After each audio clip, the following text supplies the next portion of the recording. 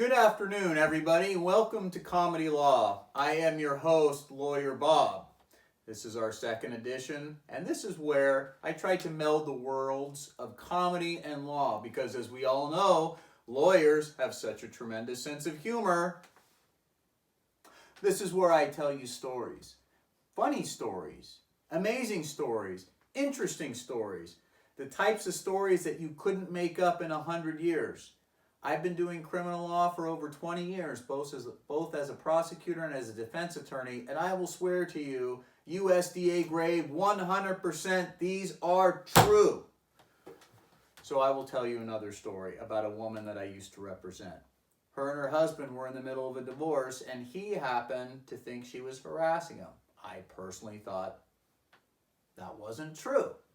Anyway, I'm representing her on that, and they were also in the throes of a divorce. So it just happened that we would go to criminal court, they would go to family court, and so on and so forth.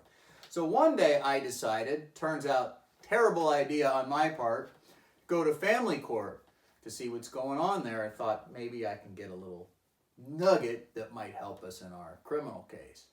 Well, the appearance was uneventful, and as we went outside, me, the family lawyer, our mutual client, and her accountant were sitting around just talking a little bit about the case.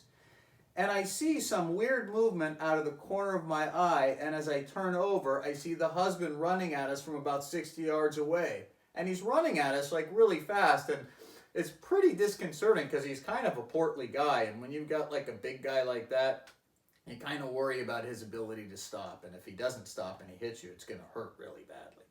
But in any event, he says, "What are you talking about? What are you talking about?" intruding on our conversation. And before I could react, the accountant picks up his briefcase and sort of pushes him away and saying, "Get out of here, get out of here, this is a private conversation." But as he brings his briefcase forward, the gentleman, and I use the term advisedly, brings his head forward, and the briefcase actually touches him on the side of the head. And he screams like he'd been shot. "Assault, assault, I've been assaulted, I've been assaulted." And he runs down the street trying to get the attention of a police officer.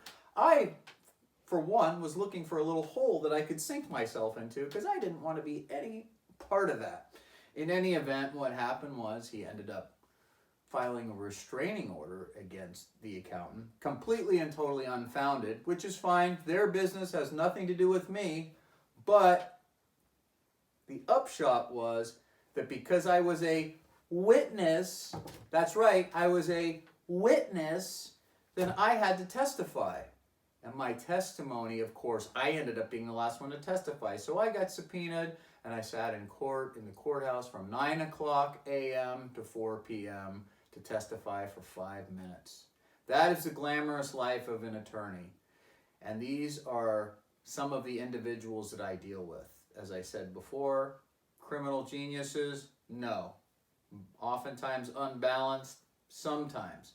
You got to be a little bit crazy to want to do this job, and I've been told by several people that I sort of fit the bill for me. So anyway, that's story number 2.